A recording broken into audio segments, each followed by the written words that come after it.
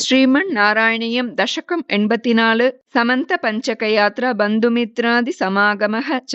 சமந்த பஞ்சகத்திற்கு செல்லுதலும் உறவினர் நண்பர் முதலியவர்களோடு சேர்தலும். ஸ்ரீஹரையே நமக. கோபிகா ஜீவனஸ்மரணம் கோவிந்த கோவிந்தா.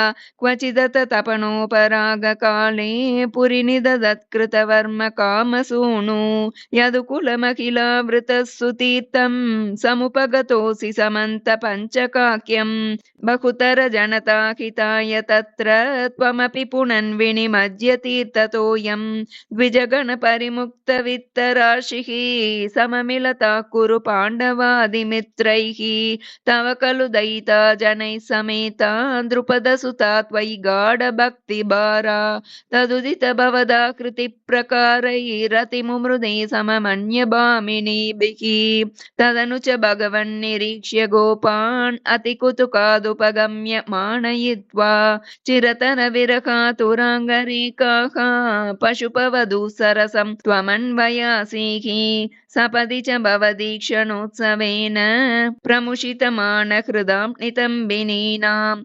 अतिरसपरिमुक्तकञ्चुलीके परिचयहृद्यतरे कुचेऽन्यलैशीः रिपुजनकलहैः पुनः पुनर्मे समुपगतैर्यति विलम्बनाभूत् इति कृतपरिरम्भणे त्वयिद्राक् अतिविवशा खलु राधिका निलिल्ये अपगत विरहव्यतास्तदाताः रहसि विदाय ददात तत्त्वबोधम् परमसुखचिदात्मकोऽहमात्मेति उदयतु वस्फुटमेव चेतसीति सुखरसपरिमिश्रितो वियोगः किमपि पुरा भवदुद्धवोपदेशैः समभवदमुतः परन्तु तासां परमसुखैक्यमयी भवद्विचिन्ता मुनिवरनिभकैस्तवात पित्रा दुरितशमाय शुभानि पृज्यमाणैः त्वयि सति किमिदं शुभान्तरैरिति उर्हसि तैरपि याजितस्तदासौ सुमहति यजने वितायमाने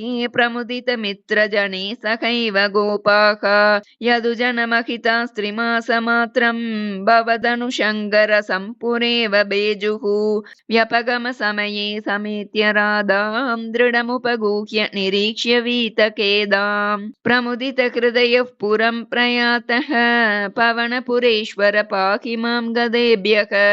श्रीहरये नमः. गोपिका जीवनस्मरणं गोविन्द गोविन्द.